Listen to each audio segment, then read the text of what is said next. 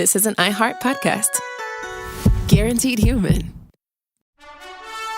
Friday. Kick off the Winter Olympics in style with the opening ceremony from Italy, featuring a special performance by Mariah Carey. Celebrate the greatest athletes from around the globe as they come together to go for gold. Lindsey Vonn, sensational! The opening ceremony of the Winter Olympics. Ilya Malinin. Redefining the sport. Friday at 8 Eastern, 7 Central on NBC and Peacock. Body Bags with Joseph Scott Morgan. I was never a big fan of horror movies. There are certain movies out there that I will watch. You know, they use the term remote drop, I guess, that are in the horror genre. But, you know, being a death investigator, you see things relative to how the dead are portrayed, whether it be true crime or in horror movies.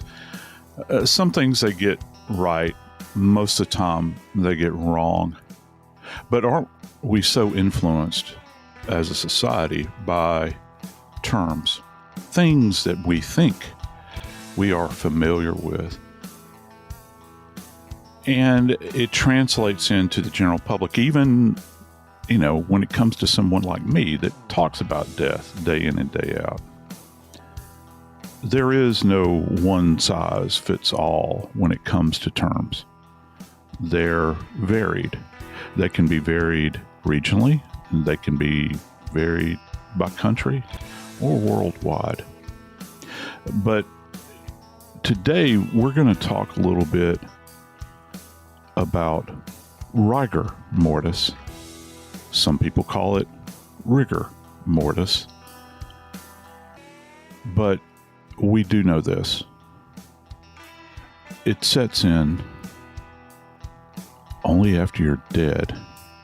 And is it possible for this change, this post-mortem change in the human body, to point towards a perpetrator? I'm Joseph Scott Morgan, and this is Body Bags. I suppose I could start this conversation off, Dave, by saying potato, potato, tomato, tomato. But I'm going to shy away from that and just say, wow, I never really give much consideration to the way I pronounce things, but I guess I kind of got my ear slapped back a little bit this week from an appearance that I made with using the term rigor mortis as opposed to rigor mortis on a particular show that I was on. And it's funny. People just assume that, I guess, the folks at Fox or Universal or Paramount or any of these, they actually dictate how I'm supposed to say things as it applies to the investigation of death. Everything is a conspiracy, Joe. You know this. Okay, Joe. On this episode of Body Bags, Giselle Tapia-Salazar's body is discovered hanging from a rope near the boat dock in the League City marina that she and her boyfriend lived in on May 31st. At first glance, it was thought that she committed suicide. But even to the untrained eye of a neighbor, something stuck out to him from the very beginning. Giselle Tapia-Salazar's arm going up and stiffened going up. And the term rigor mortis has been thrown around, has been bandied about. That rigor mortis had set in. Rigor mortis had set in. I don't even know if that's the proper way to say it, Joe. It is. I would never go online and critique you for that, because I mean, I see these things all the time. I'm like, so what? Because I've heard it pronounced differently, now I'm going to call you out? I don't think so. I'm cool with you saying whatever you want, and I'm going to assume you're saying it the way you believe is right. Yeah. It's a weird thing. And you know, the thing about it is that when we talk about this stiffening after death, you'll hear other terms like post-mortem rigidity. Yeah. And that's very accurate. Is that different? No, it's not. It's just another way to explain this action that takes place in the wake of death. It's kind of that. That's actually a huge part of today's story. Holy moly. It is. It truly is. And, you think about the rigidity, which I love that term because, people can understand rigidity in kind of everyday parlance. If you say, well, this person has a certain type of rigidity to them with the way they live their life or the way they interact with people, a stiffness, not wanting to move. And isn't that what it's all about when it comes to the status of, rigor mortis in the body? What does it tell us as far as how someone is positioned? It tells us everything, apparently. In today's case on Body Bags, Giselle Tapia-Salazar, only 30 years old and a mother of 4, is found hanging by a rope from a boat dock where she lives with her boyfriend. Boat is docked at this marina in League City, Texas. Her body is hanging, friends. Her body is hanging from a rope off the boat dock. At first, it was thought she was a suicide.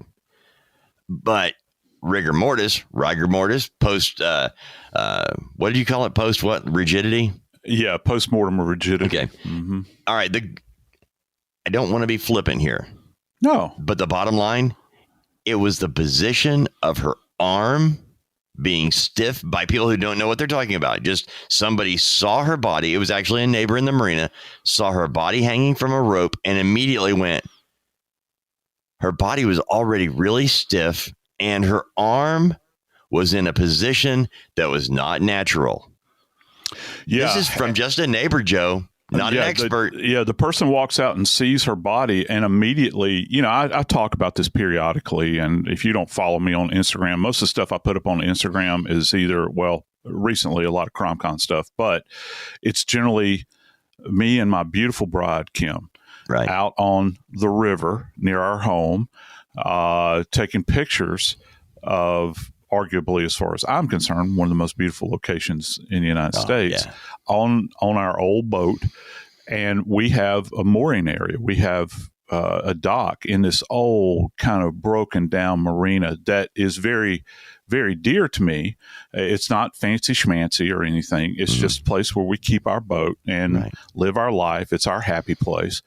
And I got to thinking about this, Dave. And hey, man, just so people know, when Joe's on his way to the river, when he is on his way, when he and Kim have a plan, it doesn't matter what else is happening in the world. He can do 20 appearances on network television back to back to back, and we could have something scheduled, but both of us are kind of tired or whatever. And I'll get that call in and be like, he's already on his way. He's in the car and it's tunnel vision to get to the happy place. It's the most amazing. And you know what? Everyone should have it. Everybody should have that one place that is very special to you that you can go back to. And it needs to be, especially if you're a couple, it needs to be a place that the two of you share. And you guys can go there. I have talked to you the day after you spent 4 hours on the river and you're like a new man. You've got your batteries recharged and boom. And so, I don't need any kind of medication. If I can just get to the river, that's my medication, and just sit out there and just cruise along or float. And with that said, I'm glad we're covering this case because I've been around marinas my entire life. I don't come from people that are all highfalutin, as they say, that have big yachts. I'm talking about just old boats, knock-around boats, which is what we have. But I thought about the structure of the marina we're in. If I were there and in the way ours is configured, would I notice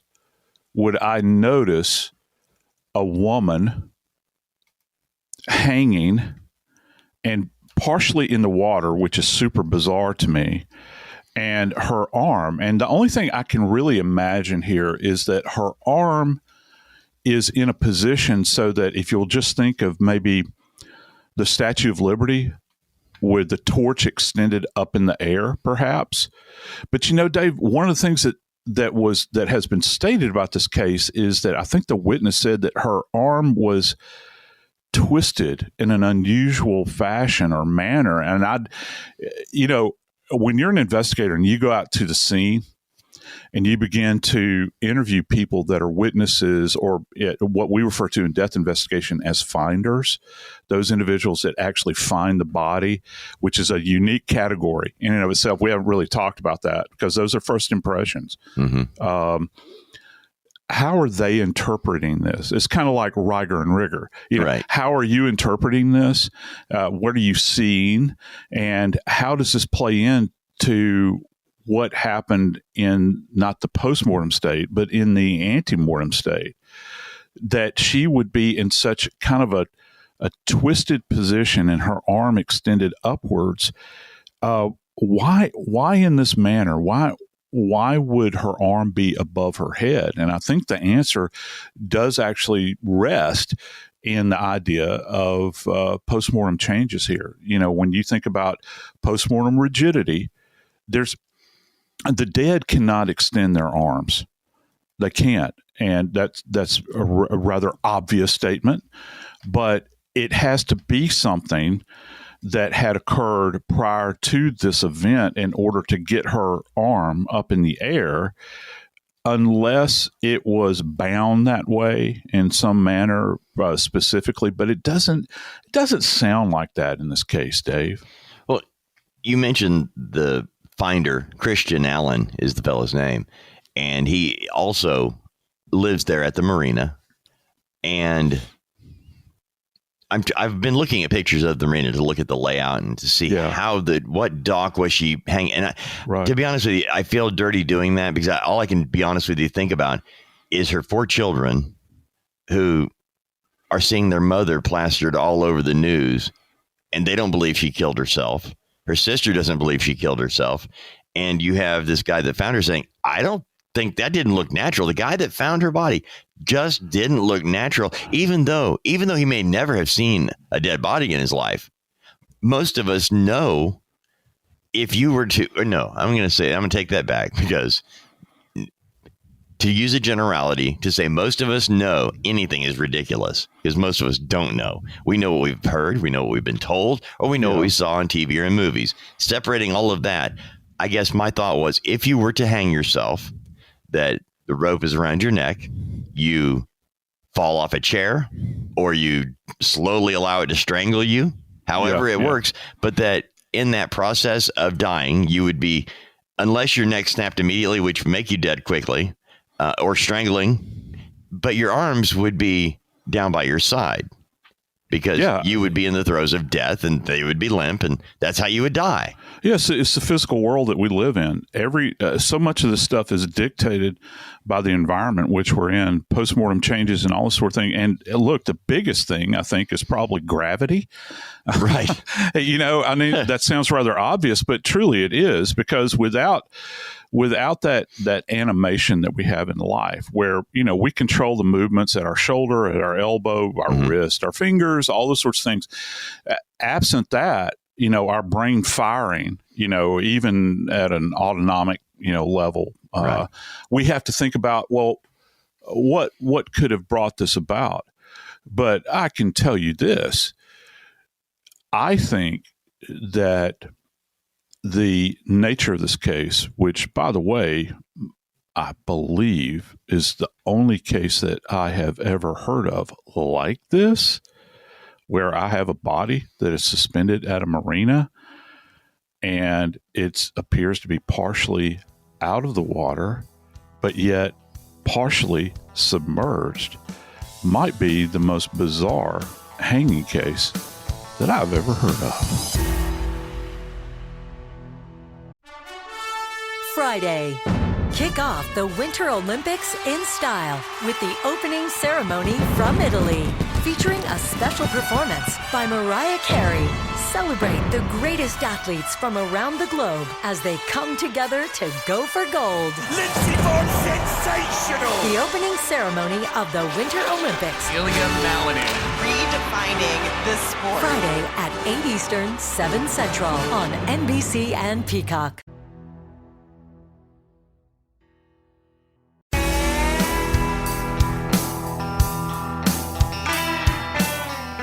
Dave, I've given some consideration to what it would be like to be on a boat and living there full time.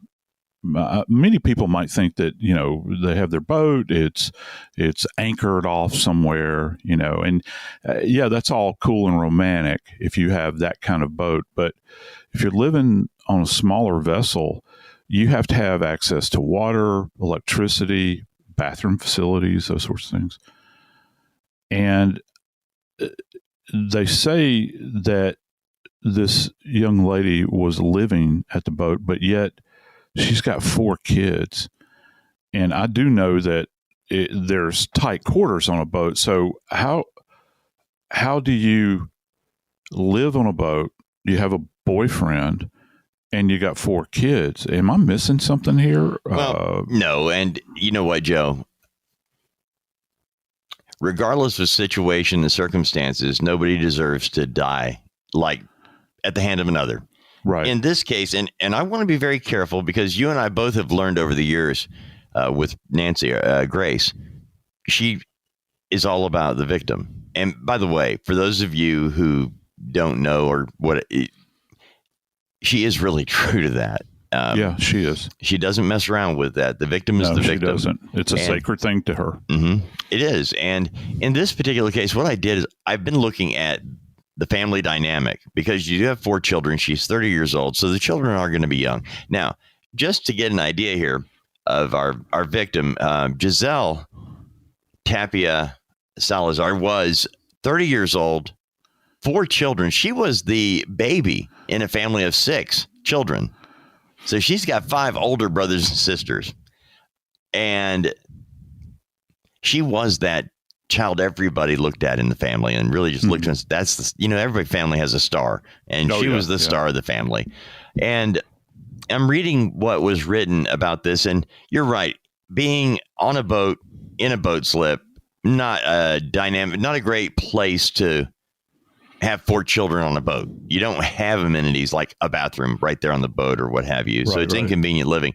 I'm not exactly sure where her children were at the time this all took place. And you know what happens when we assume. But this is what her sister wrote on the GoFundMe page. Yeah. It says, Giselle was tragically taken from us. She was a single mother of 4. Leaving behind 3 little ones for my mother and I to raise. And so I don't know exactly what's there. I don't know if one passed or if one is being raised by somebody else. I don't know. But if she had 4 children and she's leaving behind 3. But then I want to be clear that we're not saying anything.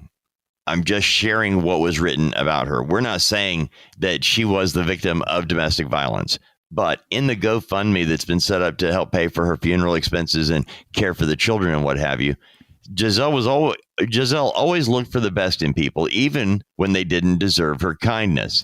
This ultimately led to her being a victim of domestic violence up until she was taken from us in the worst way possible. Wow. Boy, you talk about insightful. And listen, as an investigator, we have to consider every possible avenue for information.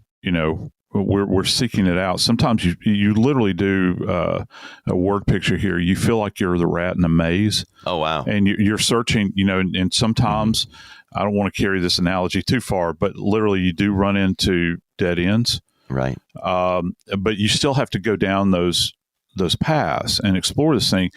And just so folks understand this, from my perspective as a death investigator, it is, we do work accidental hangings. Mm-hmm. They do happen. I've worked them, and they're horrible things. I had a friend of mine die by accidental hanging. Yeah, and it's something that really happens. I've caught them with deer hunters before that are up in stands, and they get twisted up in cords. A very quick, short joke. Joe, you know the area. Joe and I live very close to one another. You know the area of Wellington, not far from where you are. There it was a friend of mine, an old an old radio character guy, and he was cutting trees. He was up in like cutting and trimming them back on his property, something I would never do. Anyway, he lost it. He's up there in ropes and everything else, got a chainsaw and what have you. And a tree that he was cutting above gave way and slung him in such a way that when he hung, he actually hung himself. It got wrapped around his neck and popped. Yeah. And there was a question briefly, suicide or murder. Right. Yep. And that's the way you have to look at it. And listen, in my experience, it's not going to be every death investigator's experience, but in my experience, the top two ways that people take their lives in America is either going to be self-inflicted gunshot wound or hanging. Wow. Hanging's number two for me. It's not pills. It's not cutting. It's not carbon monoxide. It's generally hanging. And the reason is, just like weapons are convenient and perceived to be quick, people have access to any manner of ligatures, for lack of a better term, that a noose could be made out of. So when I'm looking at a case like this, I'm always going to look at it from a homicide perspective. What's the plausibility that this could be a homicide by hanging? Because those do happen. They're rare. They don't happen with great frequency. But what does happen is going to be suicide. So when I'm checking off these boxes as an investigator, I have to explore. I was talking about all those little blind alleys we have to go down. We get to the family and her intimate circle. I'm going to be asking very pointed questions to the family. And sometimes those questions are very painful, but you have to go down that road.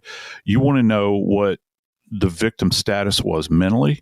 Had they ever experienced suicidal depression or ideation, as the psychiatrists like to say? Also, they'll plug in this little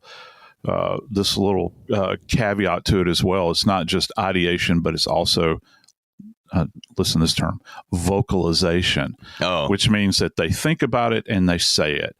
Has that ever occurred? Have there been previous suicide attempts? What was her status? Was she morose? Was she, really, kind of gloom and doom, those sorts of things? It's so funny. In an odd way, when I thought about medical legal death investigation, I thought, here's the physical body. Here's the physical stuff that happened. How did the person die? Blah, blah, blah. Never occurred to me that you would actually have to find out who this person is in life and in death. It didn't occur to me, Joe. Yeah, you really have to. And for us in the medical legal world, I'm not disparaging my colleagues in law enforcement by saying this, but their interest drops off pretty sharply if they suspect that it is a suicide. You're not going to, because they've got other cases they're going to move on to, which are homicides. Right. But it falls to us to try to glean as much information as we can to speak to the forensic pathologist about it, who ultimately has to rule the case, one of the 5 manners of death. And so roll those over for us, Joe. What are the 5 manners of death? Yeah, no kidding. Well, we begin to think about accident, suicide. We talked about accident just a moment ago. Is the possibility that this could be accident? I don't know. Maybe we have to consider it. Suicide? Well, it's hanging. So, yeah, that's going to pop up on the radar pretty quickly. Homicide? We've heard obviously about lynch mobs in the past. There's a reason they're referred to as mobs, because no one willingly goes to hang themselves. So it takes a group of people most of the time to get together to put a noose around someone's neck, tie it off, facilitate it, all those sorts of things. Is it undetermined? Is it a natural event? Well, I guess you could have a heart attack and fall into, I don't know, rope perhaps, and you wind up being hung. But what's actually the chances of that happening in a circumstance like this? I think that they're probably slim and none. So that leaves us with, in this odd set of circumstances at a marina with a woman whose arm is positioned in this kind of grotesque manner, if you will. Is this typical of a homicide, or is it a suicide? So you whittle it down pretty quickly. But Dave, when a civilian walks up and they actually make comment, that the arm is in this, and I've heard a couple of terms that have been used in this. It's kind of grotesque. It's twisted. Right. All these sorts of things. Those things don't really mesh for me. Not with the suicides I've seen. I was looking over what Lieutenant Eric Cox is telling the media.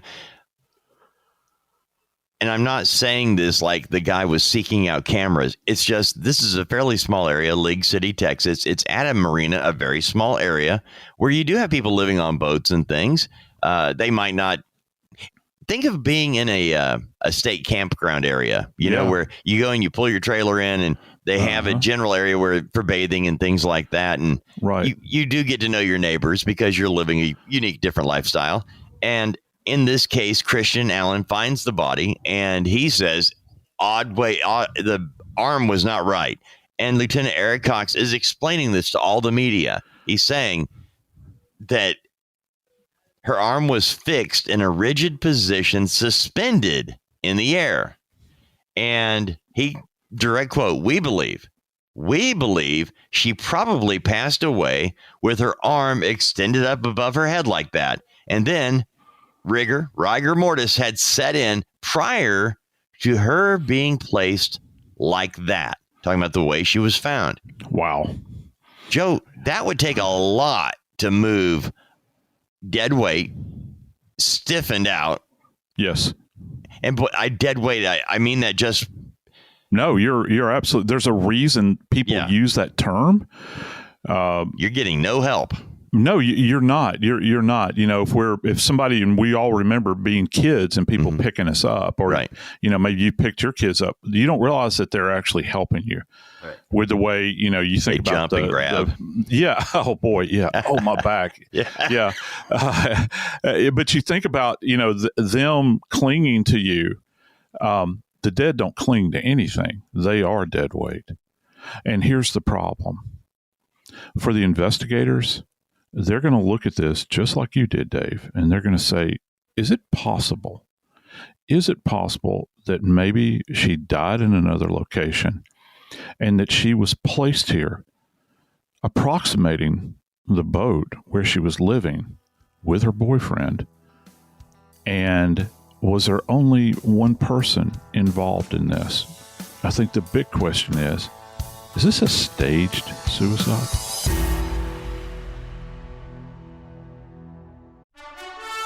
Friday. Kick off the Winter Olympics in style with the opening ceremony from Italy, featuring a special performance by Mariah Carey. Celebrate the greatest athletes from around the globe as they come together to go for gold. Lindsey Vonn, sensational! The opening ceremony of the Winter Olympics. Ilya Malinin. Redefining this sport. Friday at 8 Eastern, 7 Central on NBC and Peacock.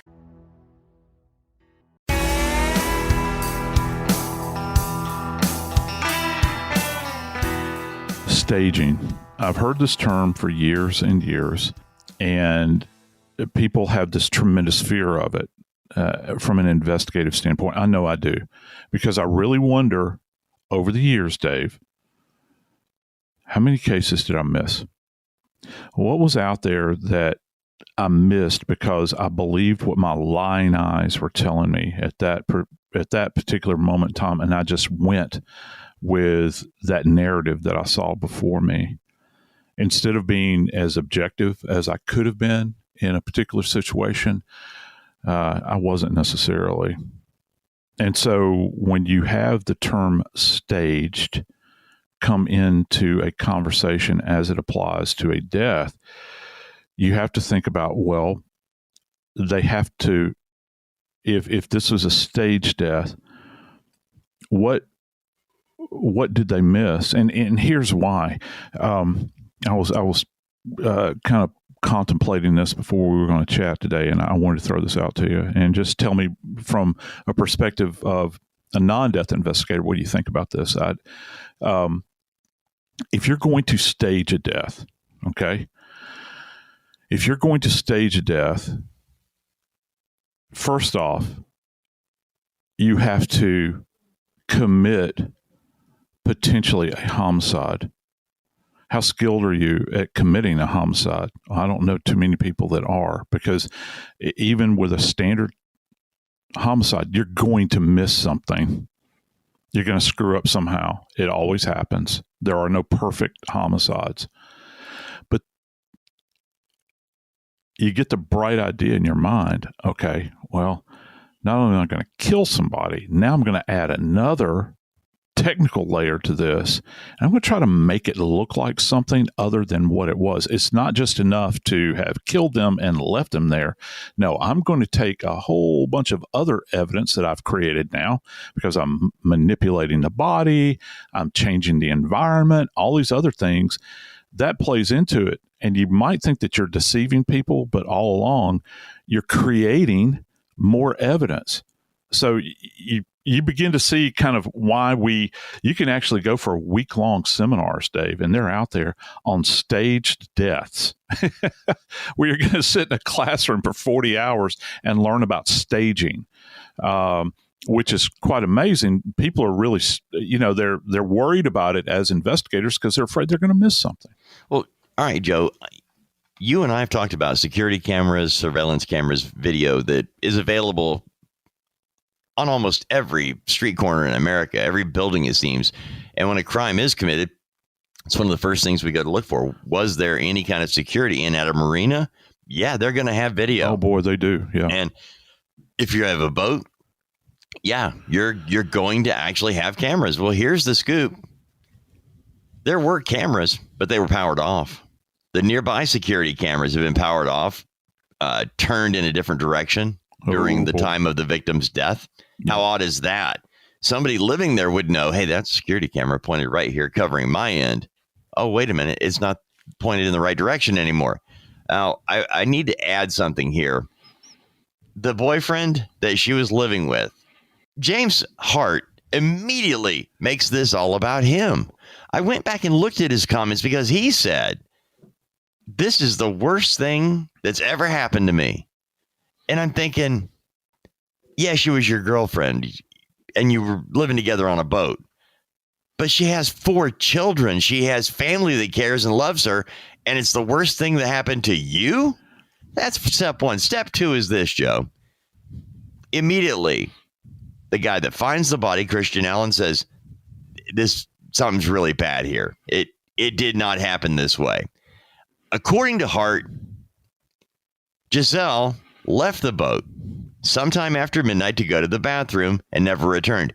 This goes back to what you said earlier about a general area of going to a restroom, not on the boat. Like you mentioned, just like a campground where you have a bathhouse and all that sort of stuff. Yeah. And so she never comes back, according to her boyfriend. She leaves after midnight and never comes back to bed. 2 cameras on Hart's boat were found down after tampering. Police say they were broke. They were not working, but it was due to tampering. One had been turned away from his boat entirely while the other was completely missing. Police have identified 2 persons of interest in this, calling it a suspicious death. And authorities have interviewed both people, saying that they had the closest interaction with Giselle while she lived at the dock. Now, you mentioned earlier about the living on a boat in a dock-like area like this.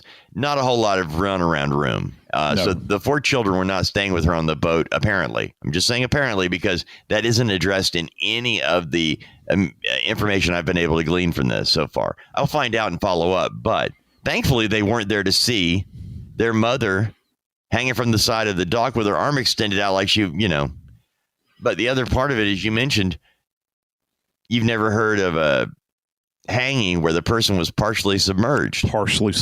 Yeah. And that puts this into a completely different category. And let me lay some science on you here really quick. First off, if you've got this arm in this kind of grotesque position, which the finder, it's the first thing kind of stands out to his statement, right? Mm-hmm. Wow. Okay. I might have confirmed in my mind that she's deceased, but this really looks bizarre. Right.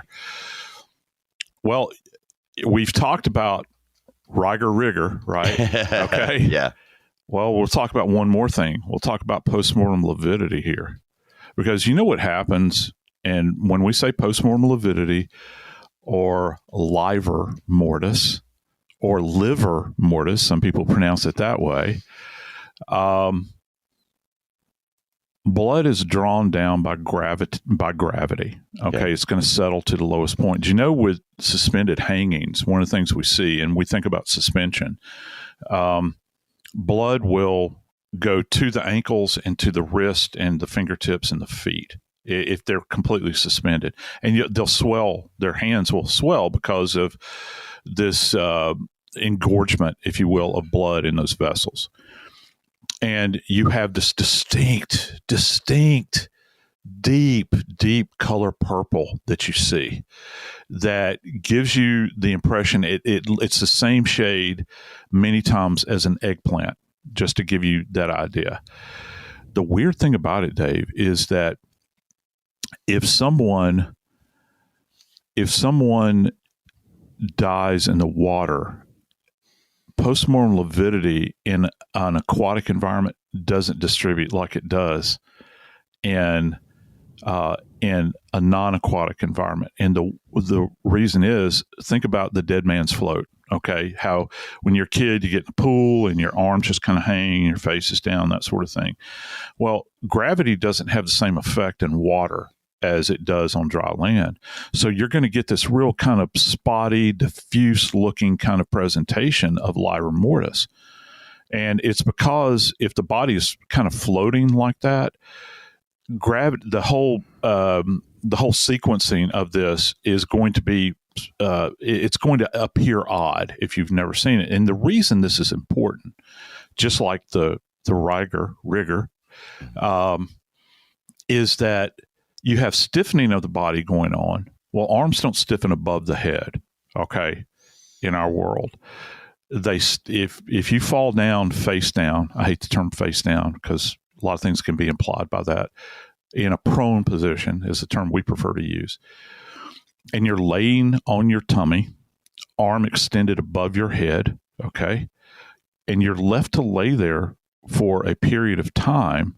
Well, stiffening is going to set in and you can't break it. You can, but you have to take time to do that. Just like post-mortem lividity. Well, let's just say, and I don't know that she was, but let's just say she was laying face down in the prone position.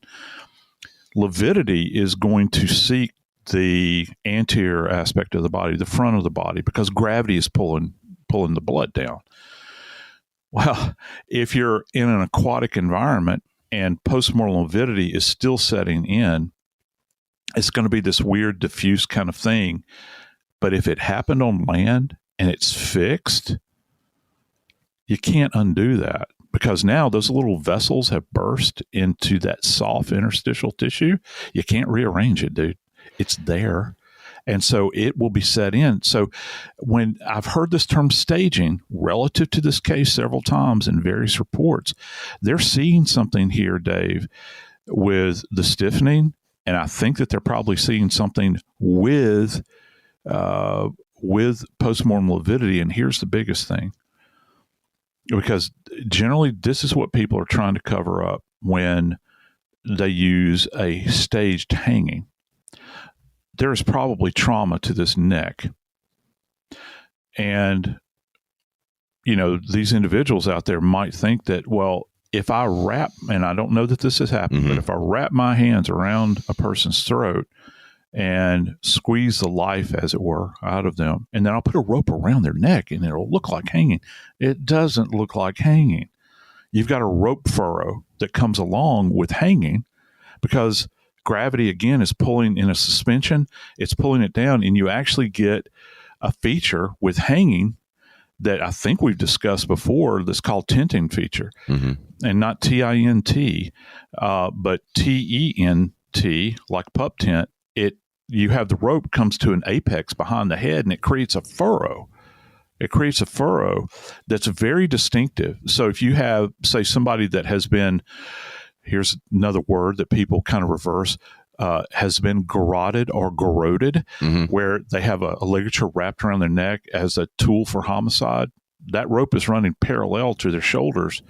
You create another furrow, but it's going to go parallel to the shoulders. It's not going to look like a hanging. And if it's a strangulation with the bare hands, now you really are going to have diffuse hemorrhage all over the surface of the neck because you're squeezing all of those areas. So to say that this is a half-hearted effort, I think is an insult to all half-hearted efforts that are out there relative to a staged hanging. And I think the police might very well be onto something here, Dave. Well, according to Hart, James Hart, the boyfriend, he says that Giselle left the boat sometime after midnight to go to the bathroom, never returned. He says he checked the bathrooms when she didn't return, but failed to find her. The Christian Allen, the man who did find her body and noticed right away that the arm was out. I'm wondering, at some point in time, after rigor mortis has set in and the person is stiff, doesn't that go away after a certain period of time where the muscles are now relaxed and the body is now moving or able to move? I mean, that arm, eventually, doesn't it get where you can move it again? Yeah, it becomes what's referred to as flaccid. Okay. And there are other terms that flaccidity is used for in medicine for treatment of certain things. But in this term, in this particular sense, the limbs are flaccid. But it takes a specific amount of time for that. That's the beauty of post-mortem interval. Right. And again, it's always my fallback position. I can't help myself. It's one of the clues that we look for. But Dave, you're looking under certain circumstances. I'll say the outer marker for this is probably going to be about 36 hours where the body becomes flaccid again. Oh, wow. Many people believe that once stiffness sits in, rigidity, that it's there forever and ever, amen. And it's just not. It's that lactic acid that is beginning to reduce in the joints. And if we work out in life and you wake up the next morning, and this is aside from an injury you may have sustained, you're going to feel stiff. Well, that stiffness that you experience is from lactic acid buildup. Okay. And you can take Motrin or Tylenol or whatever. Wow, I hope I can say that, and they're not sponsoring us. But anyway, it's going to resolve. That will eventually resolve on its own. Right. Not with lactic acid, though, build up in the joints. It actually has to kind of bleed off, if you will. And there is a measurable marker for that, Dave. Just like with postmortem lividity, if you get to the point where it is not, where it remains no longer blanchable, and blanchable simply means that you press into the skin and you remove, like you press your thumb on the surface of the skin of the deceased where you have lividity, and you remove your thumb after you've pressed in and the color doesn't change, that means it's fixed. Okay. And that takes a prescribed amount of time for that to happen. So you've got those two elements working, in your favor as far as trying to determine. I'm sorry. No, how please. soon after somebody dies does rigor mortis set in? Yeah, it begins at a cellular level pretty quickly, but it's not detectable. You don't pick up on it. And the old adage is that, and this is wrong, by the way. Okay. People say, well, it starts in the jaw first and extends out to the body. No, it doesn't. Wow. It starts in all muscle groups and extends out. It's just more appreciable in the smaller. In literally the eyelids. Do you know that you can get rigor mortis in the eyelids? Wow. You can get it in the jaw, which is very common, that stiffness of the jaw. Right. And I think that we've talked about this. This is why they used to tie kerchiefs around the head in Victorian times with people that had died, and it was to keep their mouth shut. Now in the funeral home, they wire mouth shut. And so that you don't have the chance for the mouth to open up, and because it was considered to be obscene, back during that period of time. So they tie a kerchief around the head, and it would hold the jaw in place until stiffness set in. But after a while, it's going to disperse, and you can move these elements around. But from what we're hearing in this particular case, it sounds like we're within that window. And the beauty of that, Dave, is that. And here's kind of what I'm thinking. I really wonder if her arm is extended out in this odd way. Had someone killed this young lady and sat over her body and contemplated, what in the world am I going to do now that I've got a dead body? And this goes back to what we had mentioned earlier. Not only are you committing a homicide, now you have to stage it and to make it look like something else. So if she's in this weird extended position, well, she's been there long enough, perhaps, that is in this initial position where she's going to become rigid, and all of a sudden some Einstein has the degree, has the thought, oh, well, I know what I'll do. I'll take the body and put a rope around the body and hang it off of the dock to give the appearance that she's met with a nasty accident, or perhaps, just perhaps, she decided to end her life, and it will give that appearance. The police see something here, Dave, and I think that it's essential that not only do they see something in this context, but they've also identified two persons of interest. I'm Joseph Scott Morgan, and this is Body Bags. This is an iHeart podcast. Guaranteed Human.